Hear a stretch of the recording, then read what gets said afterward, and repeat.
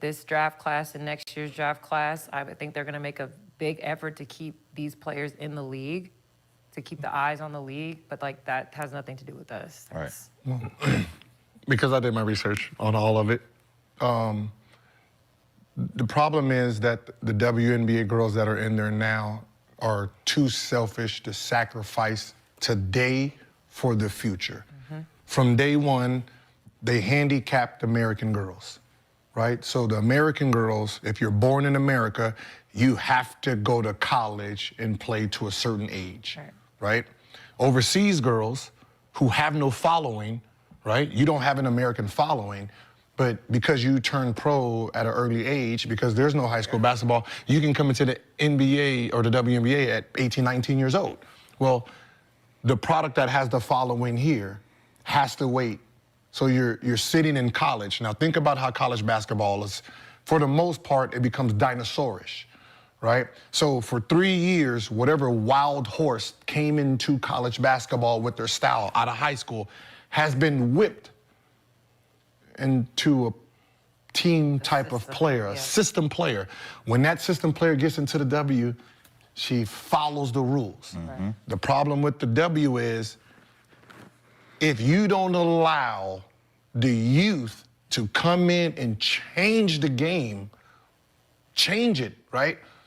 You think about what I'm saying is you think about the Jujus and the Kellys and all those guys, if they come into the league right now, Taurasi and them can't physically keep up with these girls, which means get the fuck out of the league already. Retire, retire, retire. These girls is too fast, they're moving too fast at a speed you can't keep up with. But if I get to play against another 40-year-old, because we get to sit in here at 40 years old, it is easy to play basketball then. But if I gotta stick someone that's, think about Jeff Teague when he retired, right? At 30-something. It's because somebody was moving, like, I can't keep up with these dudes, I'm out. Make room for somebody else. So what ends up happening is the product, the thing that pushes the W into another category of money is sitting in college. And it's been I think so. It's always all your stars. Our draft class 2018, I think our entire first round picks are still actively playing. But it has taken so many years for us to get our own names and faces that whatever hype we had in college is lost. It's like non-existent Yep. unless you're at active social media, do other stuff. But then you got to go to Europe and play. Now you're dark for 8 months. Now you come back. You're like, oh, I'm back. And everyone's like, wait, who are you again? Yeah. You're our draft pick. Like look at this class right here, right? The names you're saying. All those girls can stay in college one more year. Right? They can stay in college one more year. They have the most popular names amongst, if we say just women's basketball itself, some of those college girls would be part of these names. Some of them might be in front of W, like one or two, like most famous basketball player right now. One of those college girls is gonna be one or two, right? And it's not a product inside the W, which those are the girls that's gonna move the needles. Those are the girls that's gonna get all the lipstick thing. Think about the youth that follows them, right? Those are the ones who buys the jerseys, buys the products. They're the ones who put money into the game. Welcome to the OB podcast. So to all the women in the WNBA, it's time to really wake up. You know, you want the big bucks, you want the fans, you gotta step up your game.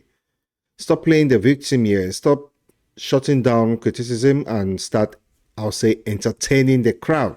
Because at the end of the day, that's what sports is all about, right? And if you can't really handle the heat, well, I think maybe it's time to get out of the kitchen. But, well, let's just keep on listening to some gems, like Porter Jr. on the WNBA. There's a lot to break down, but I'll just let him speak. Then I'll wrap everything up at the end. With low energy, attitude, entitlement, and no respect for anyone but themselves? I don't think so. The NBA, when Jordan retired the first time, and they started using the youth, Kobe, KG, T-Mac, they started pushing the younger talent. Do you think if he didn't retire, that would have happened then? Probably not. Like, that's what I'm saying. Who's the Trojan horse that takes the W, right? If you're saying it's Juju, then you need to make a rule where she can come in now. She can come in now. Because the thing If about not, the rule is, you're talking it's about a rule. You don't have to leave. So I've always been very much against that, letting them come out whenever rule, because then I think some girls will come out that shouldn't, and then what? But you don't have to. What I'm saying is, it shouldn't. Like, that's what I'm saying. Like the NBA, Kobe is not compared to Eddie Jones, right? That's who he's in. Eddie Jones is an all-star. This kid is 18. We're not on the same playing field. I know his trajectory, so he has a spot no matter what. Right. He's protected no matter what. My #1 pick coming out of high school, 18, right? She is protected no matter what, because one, her understanding the hits, understanding being the pro, by the time she would have got in here versus, like she's, even though she don't play this year, she battles with you guys in practice every day. By the time by the time it would be her regular rookie year, she'd be 3 years in, she might be a dominant pro by then, right? Those are what's missing in the game. They are talking about a handful of players trying to save the WNBA from the grave, but let me tell you something. It's like trying to use the duct tape, just patching things up, Band-Aids, or even the Gorilla Glue to bring Frankenstein back from life, or from back to life. So I think it's time to really face the music. The WNBA is on life support right now, and it's time is it time to pull the plug? Well, it's a question. It's a question that is worth answering. But the WNBA is really being propped up right now by men of the NBA. And I'll say they're on welfare. And yet they are still, shutting down any criticism, refusing to change, and expecting these college girls to come in and save the day. It's a mess. It's really a mess. And, these women are getting offended left and right, using shame, insults, and guilt to shut down any argument. But it's not working. You can see it for what it is. We see right through it. So what's the solution? Well, I think it's time to really face reality. The WNBA needs to evolve, or they'll just die a slow death. They need to focus on the entertainment, on bringing in the crowds, on giving also the fans what they want. Otherwise, I think it's game over. So, and to all the women out there, it's time to really step up and support each other. It's time to put your money where your mouth is and make those changes, because at the end of the day, we are all in this together. So let's just make some noise. Let's shake things up and bring some life back into the WNBA. I like to see everyone succeed in this. Of course, I'm a man. I play basketball, but we should not be selfish. We are men, and we like to really make sure that everyone is okay at the end of the day. Let's be grown men. Let's not bitch around. You actually see? None. All right. The integrity of the game when it comes to box outs, cool. Rotations, how many rotations do you truly see happening, right? When you talk about the sacrifice that was made, is we don't hold them accountable for the small things that made basketball anymore. Right. They let that go. But because we're women, it's like we have to do everything the right way. Everything, So, but the right way is get it done. If I got a girl that can come down, Caitlin, right? If she comes in and jack shots, that's her game, and she comes to the W, and I say we don't play like that. Yes. I'm as a coach, if I'm a coach, I did a disjustice to the league itself by doing 100%. that. She is famous. She is the #1, 2 pick because of this style. Yes. If I do not adapt to this style, I ruin the game for you. Lowering the rim for dunking, you're not selling your game to NBA and dudes. It's called women's basketball. There's women out there everywhere that supports the game.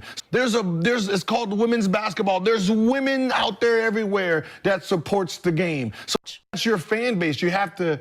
Oh yeah, right, tapping no women. Like high school girls. Think about high school girls and college girls. Your fan base, they play a whole different. Think about what I'm saying. They live a whole different style and play a whole different style than you. They dress different. They roll their little shorts up, thigh.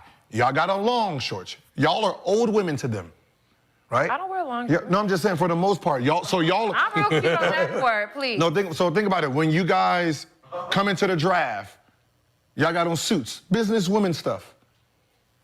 What do you think a 16-year-old girl is looking at? What the hell is that? We need to pull up my draft class picture. No, I'm just saying for just consenting. I don't think we had. I think No, we I'm had just maybe saying- one or two. I'm just saying, but you are women, Yeah.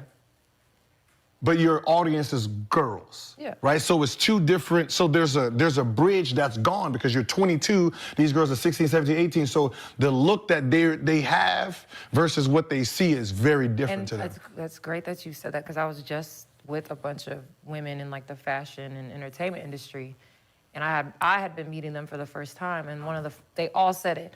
I had no idea that WNBA players looked like you. I've never seen one, and I was like, Damn. that's what I've been trying to tell people though. I think that's where the disconnect comes. You know, can you imagine some of these young girls talking about how some women her age are telling her that she's the first NBA player they have seen who looks like them, you know? And you know what? No, it's really powerful stuff. There is this age difference and stuff like that, and the whole support in the women's game. But this conversation just tells you everything you need to know why there is no support. I think things need to change. What do you think? Drop your thoughts in the comment section below, and I'll catch you in the next one. Cheers.